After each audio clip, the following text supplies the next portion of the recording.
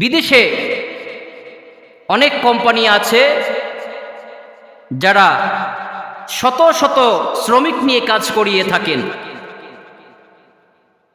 শ্রমিকরা কাজ করছে, আপনি তাদের মাধ্যমে লক্ষ লক্ষ টাকার মালিক হলেন, কিন্তু মাস শেষে আপনি শ্রমিকের টাকা দিচ্ছেন না। ওদিক দিয়ে দেশের মধ্যে তার মা, তার বাবা, তার ভাই বোন না খেয়ে বসে আছে, অথচ আপনি শ্রমিকের টাকা দিচ্ছেন না। কত বড় জঘন্যতম অপরাধ! শ্রমিককে দিয়ে কাজ করাচ্ছেন কিন্তু শ্রমিকের টাকা দিচ্ছেন না, মাসের পর মাস তার টাকা মেরে খাচ্ছেন। আপনি দেশের মধ্যে বড় বড় বিল্ডিং করছেন, কোটি কোটি টাকা আপনি ব্যাংক ব্যালেন্স করছেন, অথচ একজন শ্রমিকের টাকা দিচ্ছেন না। কত কষ্ট করে যে তাদের মা বাবা দেশের মধ্যে জীবন যাপন করে। আমি আমাদের সমাজে দেখেছি, অনেক মানুষকে দেখেছি, মাসভর শুধু হাহাকার হাহাকার যে হুজুর আমার ছেলে 6 মাস যাবত বাড়ির মধ্যে টাকা দিতে পারছে না, তার মালিক তাকে টাকা দেয় না, সে ঠিকই কাজ করে।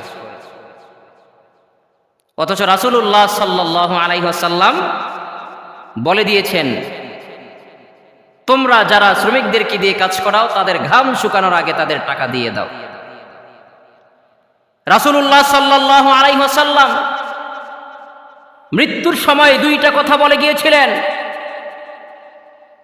তিনি তখন বলেছিলেন আস-সালাত আস-সালাত, এই শব্দটা বলেছেন, এবং তিনি বলেছেন মুমিনদেরকে ওমা মালাকাত আইমানুকুম, তোমরা তোমাদের অধীনস্থ যারা আছে তাদেরকে তোমরা তাদের হক বুঝিয়ে দিবা। রাসূলুল্লাহ সাল্লাল্লাহু আলাইহি ওয়াসাল্লাম তার শেষ লগ্নে, জীবনের শেষ লগ্নে তিনি এই কথা বলে গিয়েছেন।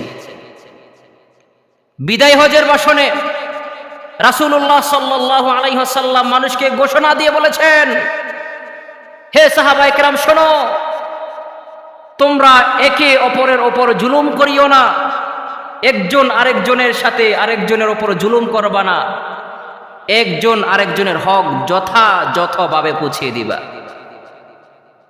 জেনে রাখো, তোমাদের অধীনস্থ যারা আছে তাদের উপর তোমাদের যে সঠিক দায়িত্ব আছে, তোমাদের যে কর্তব্য আছে, যথাযথভাবে পালন করবা।